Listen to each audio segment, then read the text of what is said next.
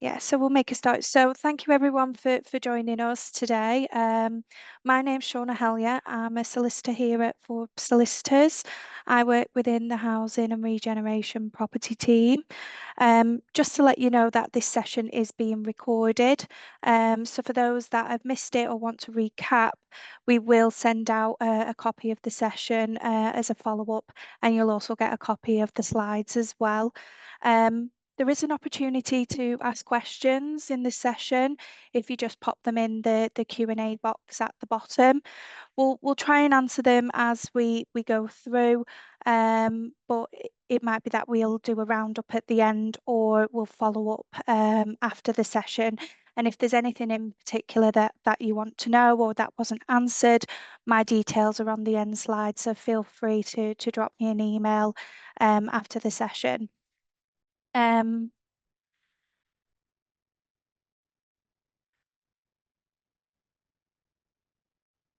So I just want to draw your attention to this note. Please know that this is just a webinar. It's for training purposes only. It doesn't form part of any legal advice. So if there is a particular issue that you're wanting to speak to somebody about, again, just contact myself or one of our team. My email address is at the end, and then we'll be able to review this for you. So this session, as I've said, is called What to Do When You Manage a Rent to Buy Scheme. The aim of this session is to give you a basic overview of what rent to buy is, providing you with a direction of how to manage it. And we'll briefly look at applicant eligibility, right to buy tenancies, the pitfalls that are encountered, what to do at the end of the tenancy, through to selling the home and what you do at the end of that tenancy. And we'll also cover the conveyancing at the end when the tenant does want to buy the home and what's involved at that stage. So the rent to buy scheme is designed to help tenants save for a deposit to buy their first home. Tenants will pay the registered provider reduced rent, which is an intermediate rent, and this cannot be more than 80% of the market rent for the property, inclusive of service charges. The market rent is usually assessed by local rent officers, rent assessment committees, or valuation office agencies. Um, Intermediate rent is different to the usual offering of a registered provider, which is usually social rent or affordable rent. And whilst intermediate rent has the same concept of affordable rent, the regulatory approach is different and it's not subject to the same rent standard rules as you would find with affordable rent. The idea for this is that the tenants will put the savings made with the reduced rent towards a deposit, and the homes are usually let for 5 years. So they can accrue that saving over the 5 years, and that will build up and let them buy their first home from you.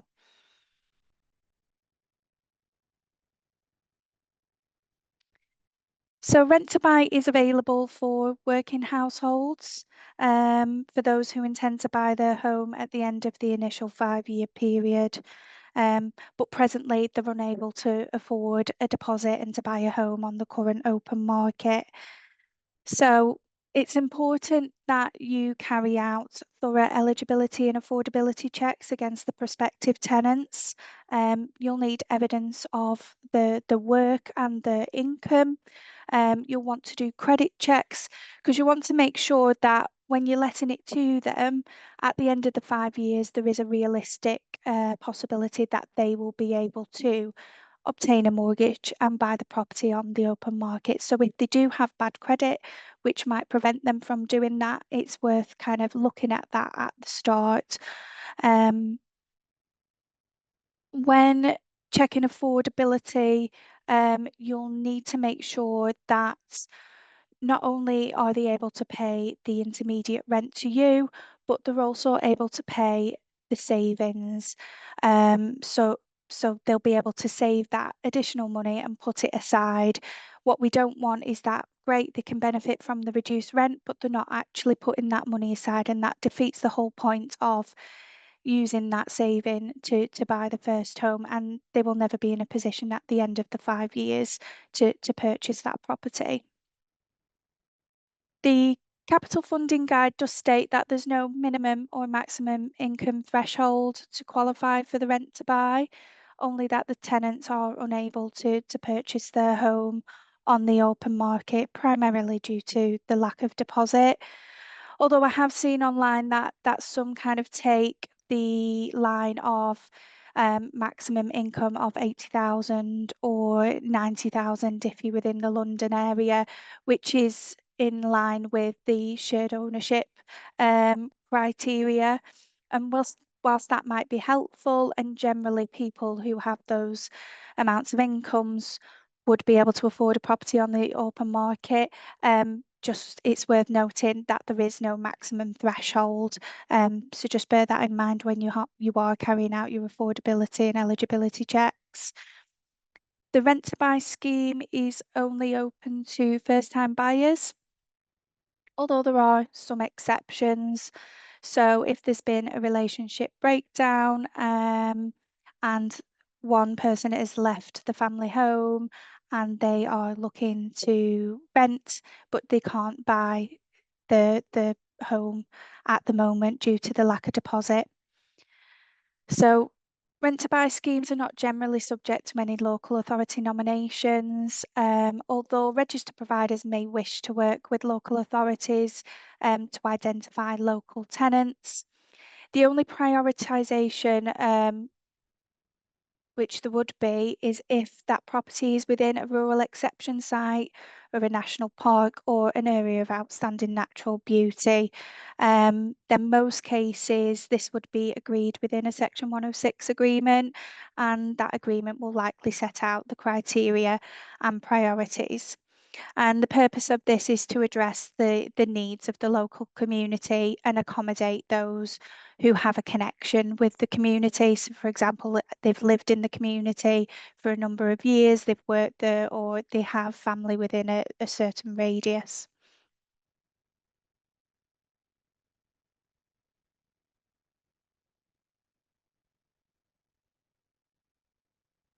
So, under this scheme, properties are currently let on assured short hold tenancies, and the assured short hold tenancies must be less than 2 years, even though the intention is to let that property out for a minimum of 5 years. Um, the AST cannot be for a fixed term of 2 years or more, because that could potentially trigger the right to acquire, which would mean that the tenant may be eligible to purchase the home at a discount, which is not what the intention of the right, the rent to buy is. So you really do need to be careful when you're setting your fixed terms on your ASTs that you don't trigger that. We consider the best way to manage your rent to buy properties is to issue ASTs of a fixed term of 52 weeks with a monthly rent, and then renew this every year, every 52 weeks, and that will also allow you to increase the rent within that AST. Currently, the capital funding guide states that the rent increase should be no more than the consumer price index plus 1%, using the index from the September of the previous year.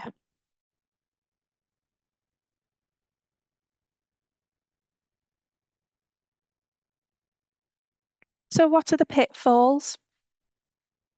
The main pitfall that we find here at Forbes is the lack of management with the schemes in general, and keeping track of these assured short hold tenancies for the rent to buys.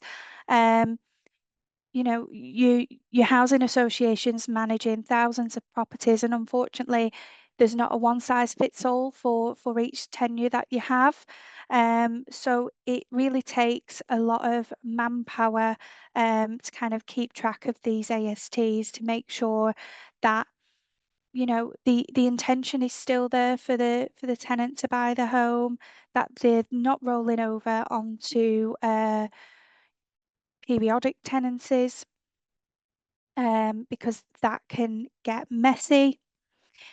If we're not renewing the ASTs every year, then the rent is not being reviewed, and there's no mechanism in the AST to review the rent.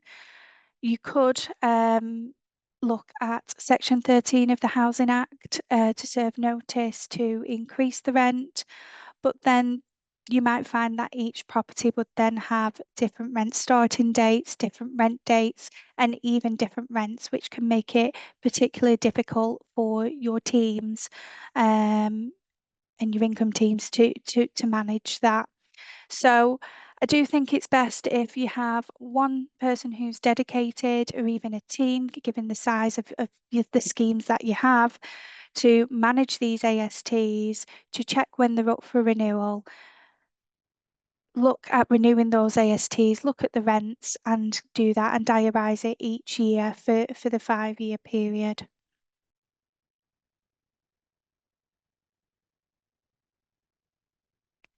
So what to do at the end of the tenancy? So the intention is that you're going to sell the home, the tenant has saved the deposit over the 5 years and they're able to get a mortgage. So you will look at getting that property assessed, get a valuation done, and you will agree a sale with the tenant.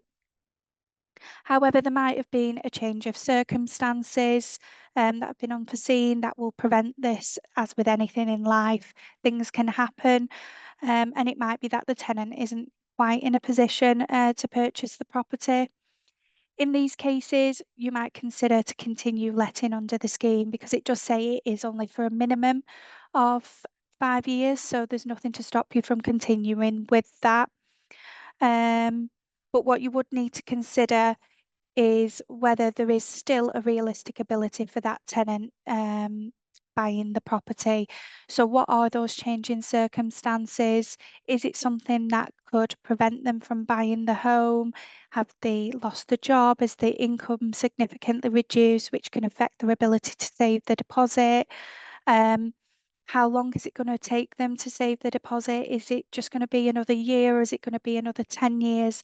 Then you might want to think of, well, is this product um, the right product for them? Do you want to consider maybe converting them onto another product? It might be as well that the tenant, there's been no change of circumstances, they're just not saving the deposit and they never had the intention to buy the house. They just wanted to benefit from the reduced rent. So then you might consider, well, we'll need to get them out. They're not taking this seriously. So you might want to consider ending the tenancy at that point. Um, and then you could serve a Section 21 notice under the Housing Act. If you are doing the renewal of the 52-week tenancies, then this still applies. You can still kind of look at the realistic ability for the tenant to purchase the home. Then you don't have to wait until the end of the 5-year period. So it gives you that opportunity every 52 weeks to check their circumstances, carry out new checks, maybe new credit checks, and see if it's still their intention at the end of year 1, 2, 3 that they're going to buy it at the end of year 5. So then you know which properties are likely to buy the homes at the end of the 5-year period, rather than letting it just carry on and then at the end of it you've got tenants who are just they're either struggling, they can't save. Just be mindful, and there might be opportunities where you can help them with it. Offer them a money coach to see if there's ways that you can help them save that deposit. This is why the management of the rent to buy tenancies are really key, rather than simply picking it up 5 years down the line.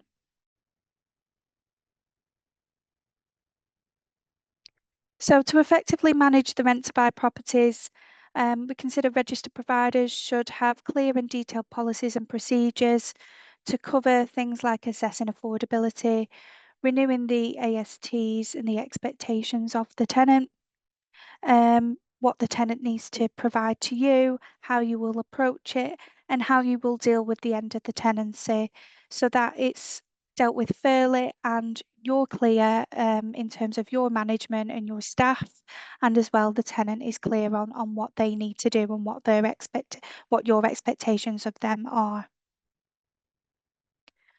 For this reason, you should consider having a dedicated team, like I've said, to manage the schemes, and it'll be worth having specific short-hold tenancies which make it clear that the intention of entering into this tenancy is that you will save the the difference between the reduced rent and the market rent towards a deposit, and that the intention is to purchase the property at the end. We do have a question, so let me just see what the question is. How do you think the right to buy will be impacted by the Renters' Rights Bill with the abolition of the Section 21? That's a good question, and that's one that we will have to take away. So if you want to drop me an email afterwards, and then we can have a look at that for you.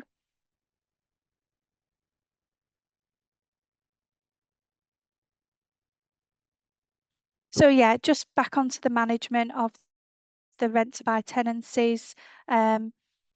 It's good that you have clear short hold tenancies and policies, so it's clear what your expectations are and what the tenant's expectations are also.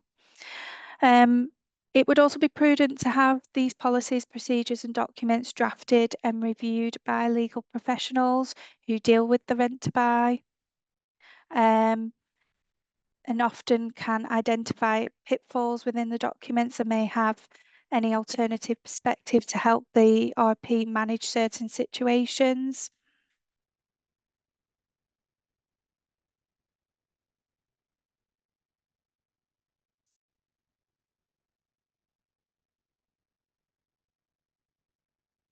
So the Renters' Rights Bill, actually, I think this might answer the previous question.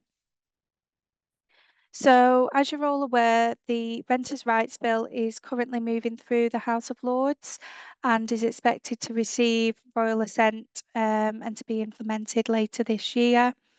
So the bill is set to abolish assured short-hold tenancies, meaning that RPs would need to start issuing assured periodic tenancies for the rent-to-buy schemes. It also abolishes the Section 21 Housing Act 1988 no-fault evictions. That said, there is a new ground to be created to obtain possession for rent-to-buy properties, and that ground is ground 1B. So the following conditions need to be met in order to seek possession. So the landlord who is seeking possession needs to intend to sell the freehold or the leasehold interest of the property. They intend either to grant a lease of the property for a term of more than 21 years, or they intend to grant an assured tenancy to another person. The landlord who is seeking possession must be a registered provider of social housing, and the assured tenancy that was entered into pursuant to the rent buy agreement has expired. The landlord who is seeking possession has complied with the provisions of the rent to buy agreement, requiring the landlord to offer the property to sale to the tenant and any requirements in the agreement about such an offer. So I think you need to be clear when you're looking at this new ground. It needs to be clear that there has been a rent to buy agreement. So this could be a separate agreement or it could be included within the assured tenancy. And the definition for the purposes of this ground is that the rent to buy agreement means an agreement in writing providing for the tenant to pay rent that is no higher than 80% of the market rent. And here, rent and market rent include any amount payable by way of service charge, and gives notice that the landlord intends, after a period stated in the agreement, which is not less than 5 years, for dwelling houses, or for dwelling houses in Greater London, 10 years from the beginning of the tenancy to offer. So careful consideration needs to be made when preparing the rent to buy agreement, whether this is separate or included within the tenancy. And you need to be careful of the wording and make sure that you include the word intend. Otherwise, it might be construed as a contract for sale. So I think this is where it's really important to have your assured tenancies if you're creating a separate assured tenancy for right to rent to buys. That they are checked over by us legal professionals to make sure that it doesn't constitute a contract for sale.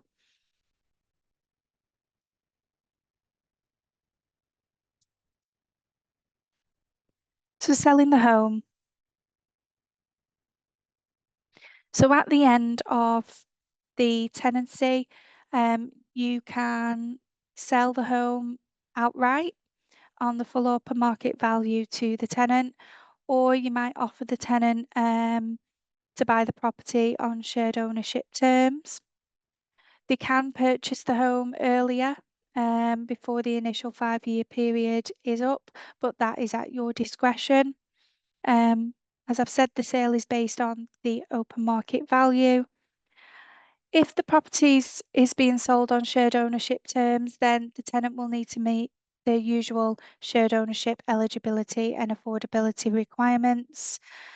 And if it's sold after the 1st of April 2021, which likely is to be, then it needs to be based on the new model of shared ownership lease, which was introduced in April 2021. So the major changes in that shared ownership lease relate to reducing the minimum initial share from 25% to 10%. It introduced the option to staircase from 1% in 1% increments for the first 15 years.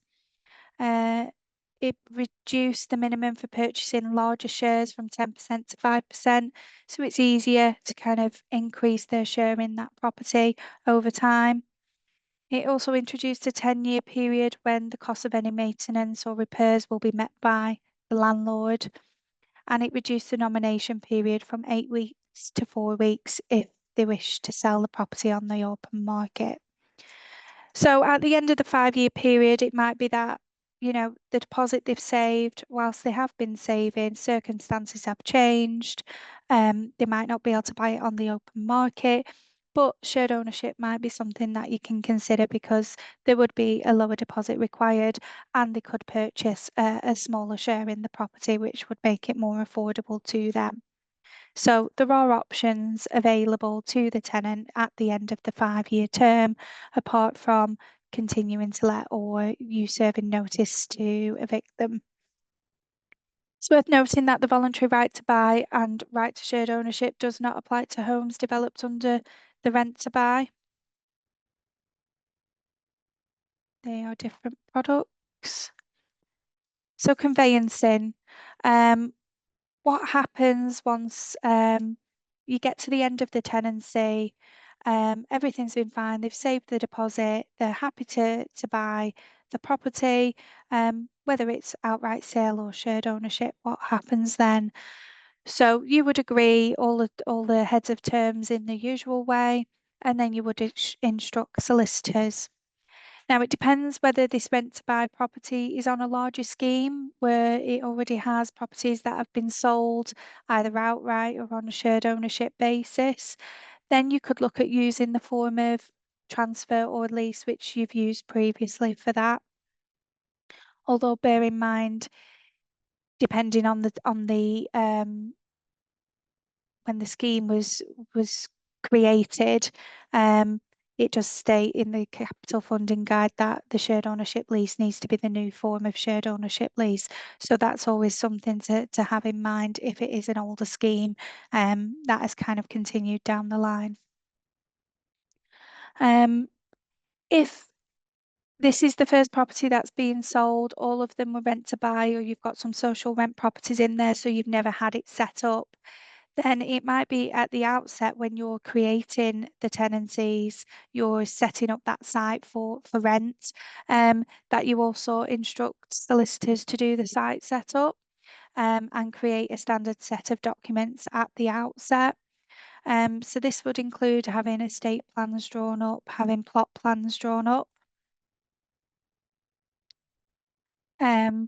And it's important to have all of the relevant build documents, planning permission, planning agreements, building regulations and warranties available.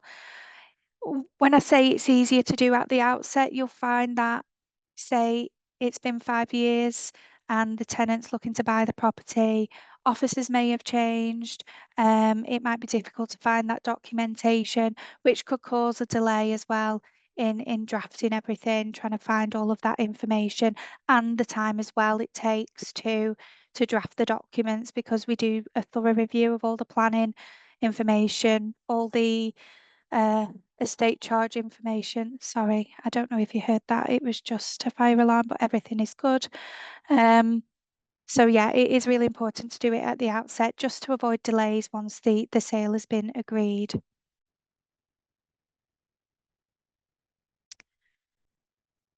So,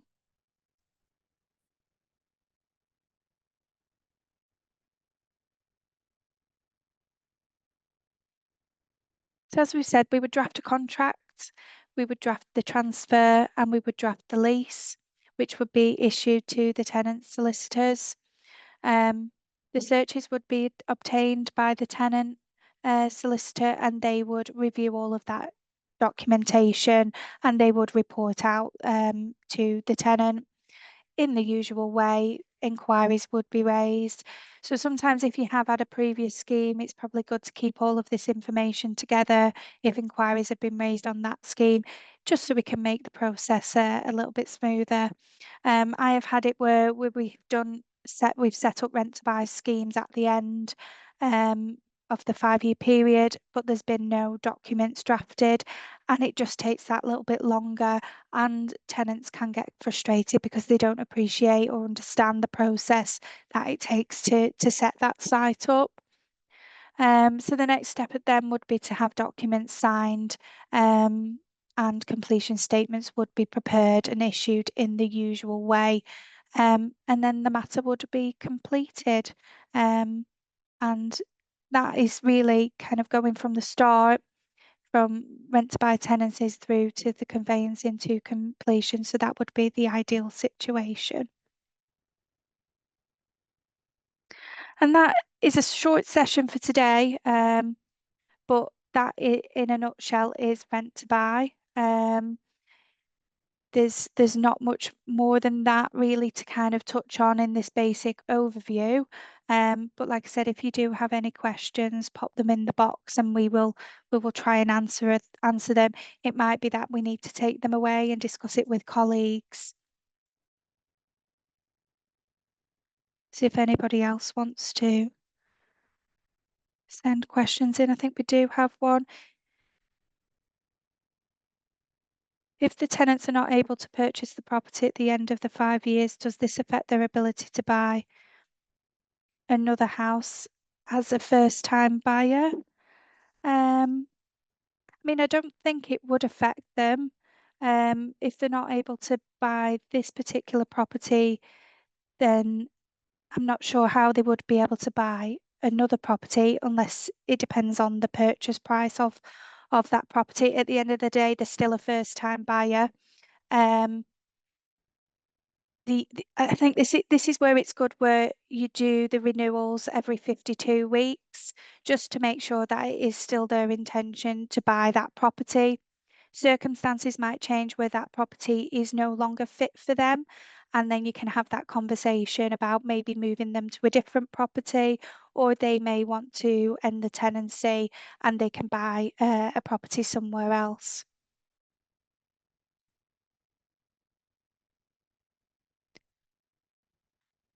So we've got one here. We're struggling to get a tenant at the end of the 5 years to engage with us. Um, we might need some more information from you about that, just so we can see kind of what communication has been made, and just to kind of see whether you've considered a Section 21 notice. So if you want to send us an email and we can look at that with you. Have you any recommendations on rent arrears management? Um, this is just a webinar for Rent to Buy. So if you've got any particular issues with rent arrears management, then I can definitely look at the team speaking with you and going through some options with you. So again, if you want to drop me an email, I can point you in the right direction of someone in our housing litigation team to assist.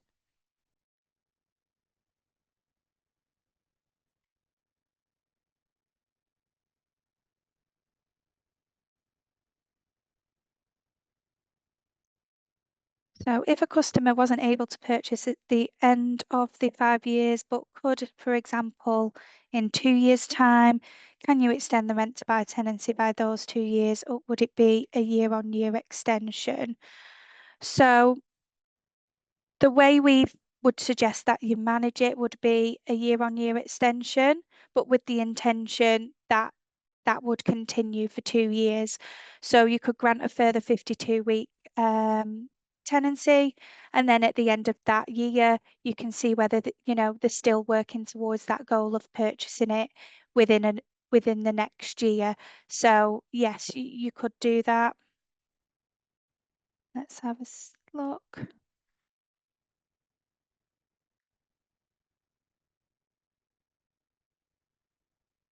So if you have an AST for longer than 1 year and it includes a term regarding increasing the rent, is that sufficient, or do you still need to serve the prescribed notice to increase the rent? So we might need some further information from you about that one. So again, if you want to drop me an email, I'm sure we can get myself or one of the team to have a look into that for you. Do you need a longer building warranty, i.e. with 10 years still left to run, if purchased in 5? So you would just provide the same building warranty when it comes to selling the property. Um,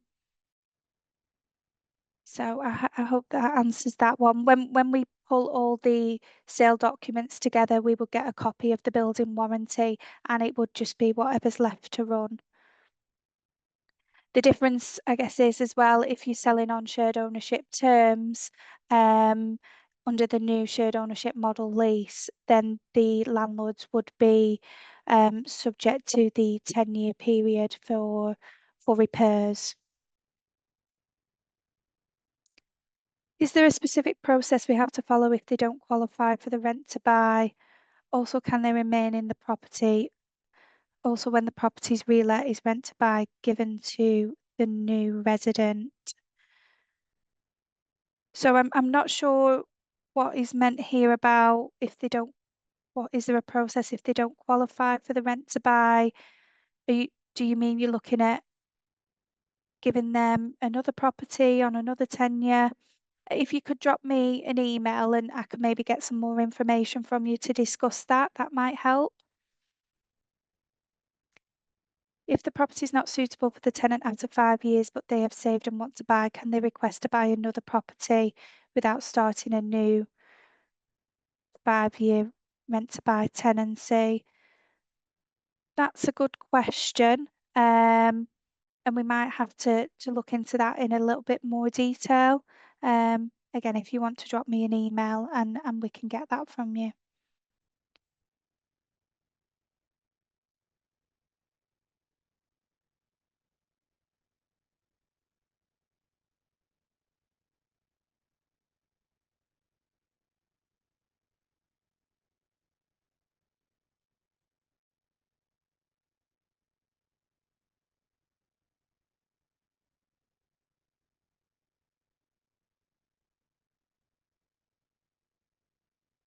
Are there any more questions coming through?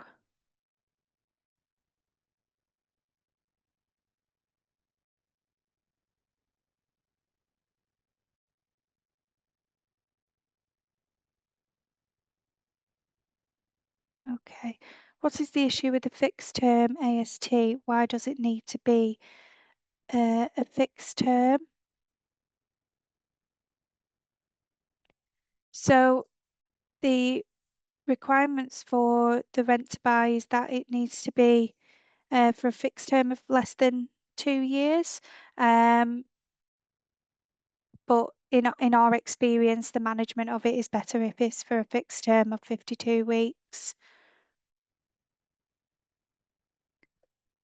Do customers under Rent to Buy who held previous tenancies at previous addresses tenancies qualify for the discounts in their valuation that they would have accrued over those tenancies?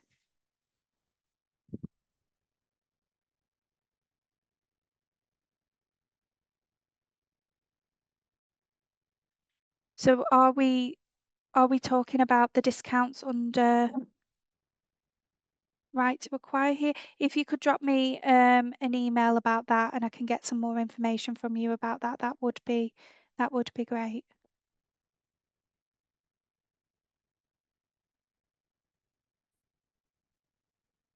So I don't think we've got any more questions coming through. I hope you found that basic overview helpful. Like I said, if you do have any questions, then my details are just here on the screen. So if you just drop an email to me, we can look at that with my colleagues, myself, and our housing litigation team, and we can come back to you with some more information. Like I say, the slides will be sent round after the session, along with a recording of the webinar. And just to let you know that we do have another webinar coming up on the 9th of July, which is what to do when you receive a disrepair claim. And that is being presented by our Elizabeth Bauer and Sarah Davisworth. So I hope you've all enjoyed the session, and just checking there's no more questions. No. So thank you and have a good day.